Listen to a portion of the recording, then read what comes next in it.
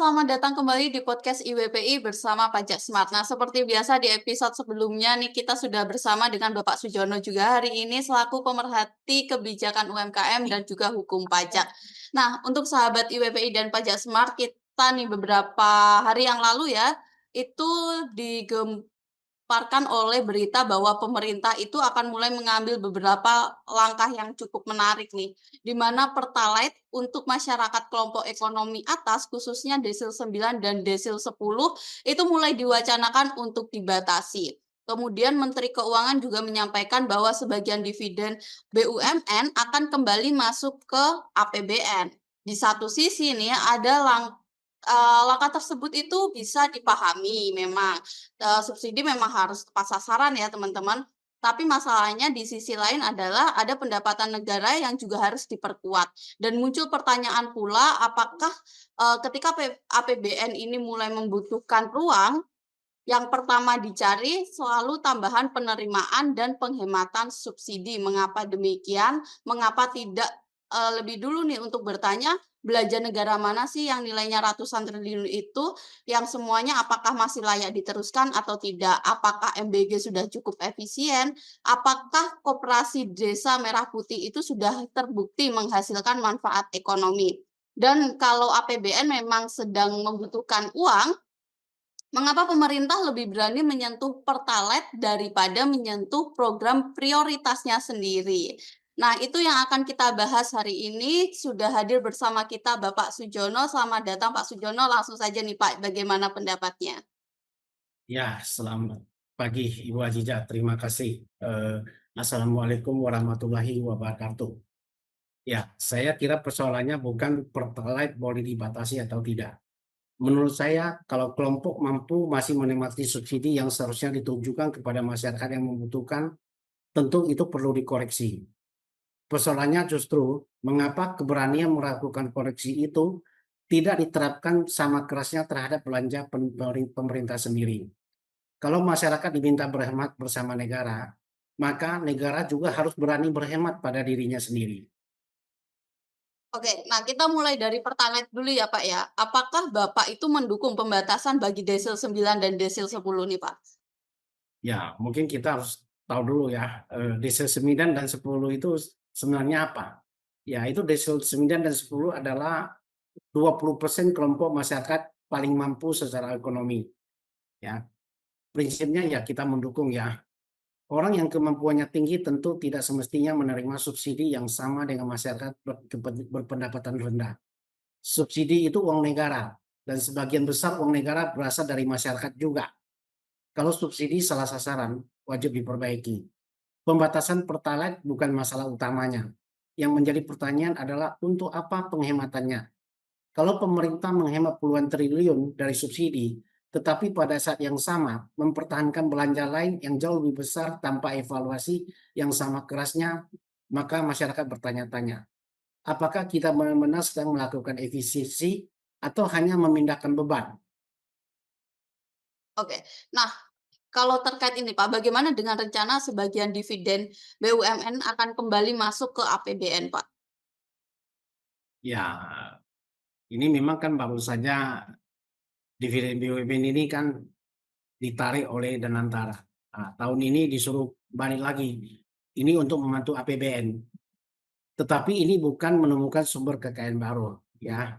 Uangnya tetap berasal dari BUMN milik negara.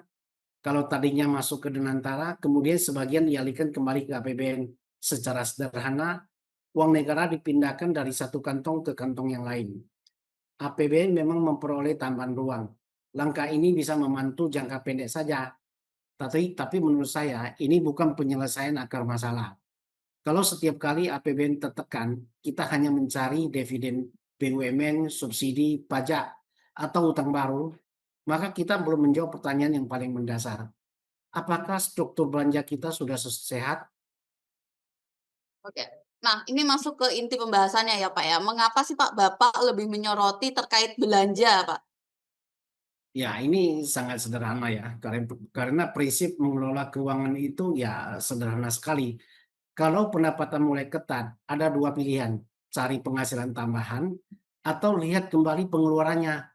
Ya, ini keluarga juga begitu ya. Kalau suatu keluarga penghasilan turun 2 juta, maka solusi pertama selalu cari pinjaman baru? Kan nggak seperti begitu, ya Bu Aziza ya. Kita harus periksa dulu pengeluaran kita, mana yang wajib, pengeluaran yang wajib, mana pengeluaran yang penting, mana yang bisa ditunda, mana yang ternyata boros. Negara seharusnya juga begitu. Tetapi yang sering masyarakat lihat adalah pajak digenjot, subsidi dibatasi, dividen ditarik, utang baru diterbitkan. Sedangkan belanjanya tidak pernah dibongkar. Begitu Bu Aziza. Oke, nah kita bicara terkait MBG nih Pak. Bapak beberapa kali kan mengatakan bahwa program ini perlu dievaluasi. Apakah berarti Bapak menolak MBG, Pak? Sama sekali tidak ya, jangan dibalik, saya tidak menolak anak mendapatkan makanan bergizi. Tujuan sosialnya baik, yang harus diuji adalah desain dan skalanya. Kalau APBN sedang tertekan, pertanyaannya, apakah seluruh penerimaan harus mendapat perlakuan yang sama? Apakah anak dari keluarga sangat mampu juga perlu dibiayai APBN? Apakah semua daerah mempunyai tingkat kebutuhan yang sama? Apakah biaya proporsi sudah efisien? Apakah kebocorannya sudah terkendali? Dan apakah hasil gizinya sudah terukur? Sebelum program diperluas terus-menerus, menurut saya tahan dulu ekspansinya, ukur hasilnya. Tetapi jangan menambah ratusan triliun sebelum kita tahu ratusan triliun itu bermanfaat atau tidak. Oke. Nah, ini terkait Koperasi Desa Merah Putih. Bagaimana nih Pak pendapatnya Pak Sujono? Ya, saya tidak anti koperasi ya. Koperasi bisa menjadi mesin ekonomi desa. Tetapi urutan prosesnya harus benar. Ada usaha yang layak, ada pasar, ada pengurus yang mampu, baru diberikan pembiayaan. Jangan buat koperasinya dulu, lalu dikasih uang, nanti dipikirkan bisnisnya. Nah, ini yang sekarang terjadi kan. Kalau pemerintah ingin menyalurkan dana besar ke puluhan ribu koperasi, saya ingin bertanya, berapa yang sudah untung? Berapa yang benar-benar hidup tanpa bantuan pemerintah? Kalau belum ada, jangan buru-buru tambah uang. Karena begitu uang dicairkan dan proyek gagal, yang menanggung akhirnya kembali ke negara. Dan negara mendapatkan uang dari mana? Ya kembali lagi, ya dari pajak dan utang. Oke, nah ini pertanyaannya cukup sensitif ya Pak ya. Mengapa sih Pak subsidi itu relatif mudah dievaluasi, tetapi program prioritas ini lebih sulit untuk dievaluasi Pak? Ya, karena kita harus mengakui ya, bahwa APBN itu adalah kebijakan politik ya, bukan semata-mata kebijakan ekonomi ya. Ada program yang secara politik menjadi simbol pemerintahan. Karena itu Menteri Keuangan tidak selalu mempunyai kebebasan penuh untuk mengatakan program ini saya hentikan. Tapi justru disitulah tugas Menteri Keuangan menjadi penting. Menku bukan hanya bendahara yang mencari uang. Menku harus menjadi penjaga disiplin anggaran. Kalau uangnya tidak cukup, Menku harus berani mengatakan prioritas tetap prioritas, tetapi skalanya harus menyesuaikan kemampuan negara. Begitu kira-kira. Nah, kalau penerimaan pajak sendiri itu berpotensi tidak mencapai target ya Pak, apakah pemerintah memang tidak punya pilihan lain selain mengejar pajak itu sendiri Pak? Ya, saya keberatan kalau setiap APBN membutuhkan uang, refleksnya selalu DPJ kejar lagi. Kemudian SP2DK bertambah, pemeriksaan bertambah, penagihan bertambah, target pegawai dinaikkan, wajib pajak yang sama kembali diperiksa. Padahal pertanyaannya harus dua arah. Kepada masyarakat, pemerintah bertanya, apakah pajaknya sudah dibayar benar? Tetapi kepada pemerintah, rakyat bertanya, apakah uangnya sudah dibelanjakan dengan benar? Keadilan fiskal harus berlaku dua arah. Rakyat wajib patuh membayar pajak, pemerintah wajib disiplin membelanjakannya. Demikian Bu Aziza. Kalau pemerintah mulai membatasi subsidi ya Pak dan menarik dividen BUMN, apakah ini tanda APBN itu benar-benar mengalami kesulitan Pak? Ya, menurut saya ini adalah tanda bahwa ruang fiskal mulai dijaga lebih ketat. Saya tidak mengatakan pemerintah sudah kehabisan uang. Saya tidak mengatakan pemerintah tidak bisa lagi berhutang. Tapi faktanya, target pajak semakin berat, defisit membesar, utang jatuh tempo besar, dan biaya hutang baru tidak murah lagi. Dalam keadaan seperti itu, Menteri Keuangan tentu mencari tambahan ruang. Masalahnya, jangan hanya mencari ruang dari rakyat. cari juga dari belanja pemerintahan sendiri yang harus dilihat, dievaluasi. Oke, nah misalkan Pak Sujono ini berada di posisi Menteri Keuangan nih Pak, apa yang akan dilakukan oleh Pak Sujono? Ya, kalau dalam konteks podcast kita hari ini, kita akan fokus ke dalam 4 hal ya. Pertama, pertalite untuk kelompok mampu dibatasi, ya itu sudah benar ya. Kedua, dividen BUMN boleh sebagian masuk APBN, tetapi jangan sampai mengorbankan investasi produktif yang dilakukan oleh PT Danantara. Ketiga, moratorium ekspansi program besar yang belum terukur hasilnya. Jangan diperluas dulu sampai evaluasinya jelas, termasuk MBG dan Kobdes. Keempat, setelah belanja dibersihkan, baru kita kejar penerimaan. Dan ketiga, mengejar pajak. Kerja yang belum patuh, jangan yang itu terus yang dikejar. Nah, menurut saya itulah urutan yang lebih adil. Oke, nah sebagai penutup nih Pak, pesan Bapak apa Pak? Ya, saya ingin menyampaikan satu pertanyaan kepada pemerintah. Ketika APBN membutuhkan ruang, mengapa yang pertama disentuh selalu penerimaan, pajak, dividen, subsidi, dan hutang? Kenapa pertanyaan pertama bukan program mana yang bisa kita kurangi?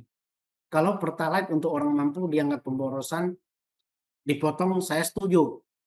Tetapi gunakan ukuran yang sama terhadap belanja pemerintah. Kalau makan gratis diberikan kepada orang yang sebenarnya mampu membayar sendiri, ya potong juga. Perlakuannya harus sama. Kalau koperasi belum punya bisnis yang layak, jangan buru-buru diberi uang. Karena efisiensi tidak boleh hanya berlaku kepada masyarakat.